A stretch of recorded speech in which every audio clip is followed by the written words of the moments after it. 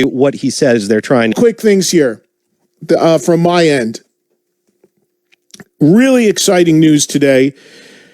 If you're a Black Sabbath fan of the Dio era, which I absolutely am, and if you recall when Tony Iommi was on this show, and Tony Iommi sent me a text wishing me a Merry Christmas, which is like so insanely cool. It's not even funny, just because it's Tony Iommi who sent me a Christmas text. I wish it could. I should have just screen grabbed it. That oh yeah, the guy who created heavy metal just sent me a Christmas text. But anyway, Tony, when he was on this show recently, said that he had made a comment where he said, well, we've got to get through the Dio and Ozzy stuff first before, when we were talking about reissues, before he got to doing the Tony Martin stuff, which I think what we were talking about at the time. So all that to say, there is yet another reissue of Heaven and Hell and Mob Rules coming out. The reason why I say yet another is because these records were remastered and reissued when Sabbath reunited with Dio for the third and final time back in 2006. They are now getting yet another remastering and coming out in deluxe editions. And they will be released on March 5th, 2 CD or 2 LP versions, each sold individually.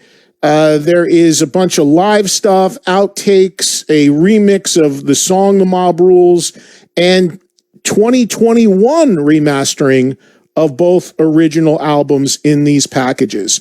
I am just so hardcore into both of these records that I am extremely excited for this, even though I've got them probably in 5 configurations each already. But this is going to be really exciting. Some of the stuff includes, live stuff, B-side stuff, just basically anything they could cobble together from that period of Sabbath history, which is 80 and 81 respectively. So new versions of Heaven and Hell and the Mob Rules coming on CD and LP. And I like this, being a CD guy, the CDs actually have a little more than the LPs. Why? Well, not only because CDs rule, but also because CDs can take much more content than having to put, 3 tracks and flip sides and put, having to do 6 LPs to put in on CD what you could do on a disc or 2. So there will actually be a little more content on the CD versions than the LP versions, as far as the bonus stuff is concerned.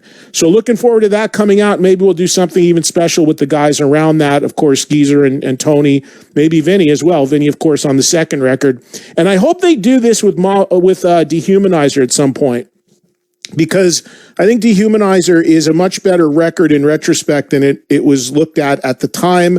And that record took on a lot more stature when they toured under the name Heaven and Hell and played a lot from it. Def Leppard opened their digital vault today.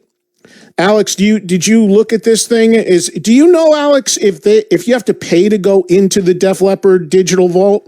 I am under the impression that you do. So actually, let's do a little experiment live on the air right now. I'm going into the Def Leppard vault. Yep, you got to sign up. There's a combination to get into the vault, which I assume that you have to pay for. So there you go. Yeah, but I'm not sure if you got to pay for the combination. They might just want to gather information. So go continue the experiment and click to get the combination, and then see if they hit you with a fee. Yeah, I'm working on it. I got to sign up for the whole thing, so I might be giving my soul. All right. Well, while Alex is doing that experiment, 2 other quick notes from me then. And then we're going to talk to Doug about his book in a second. AC/DC released a new video today. Another track from their Power Up album called Realize. The video is all shot in black and white. I tweeted a link to it earlier on my Twitter feed. It is interesting to note, if you watch that video, that all of the members of the band were in different places when it was filmed.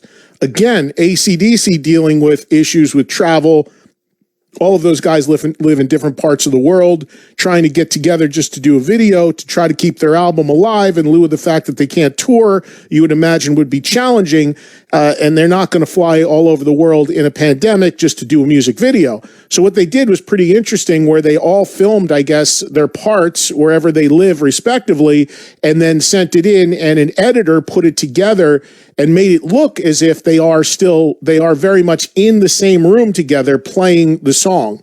So it's a pretty creative, cool thing. And look, I've always thought the best music videos are the ones where it's just the band and it's shot well and they're playing, without all the, fanfare and big production stuff. I always liked, and I think the videos that hold up the best are the ones where it's the band in a room playing. Look at that early stuff from like 1980.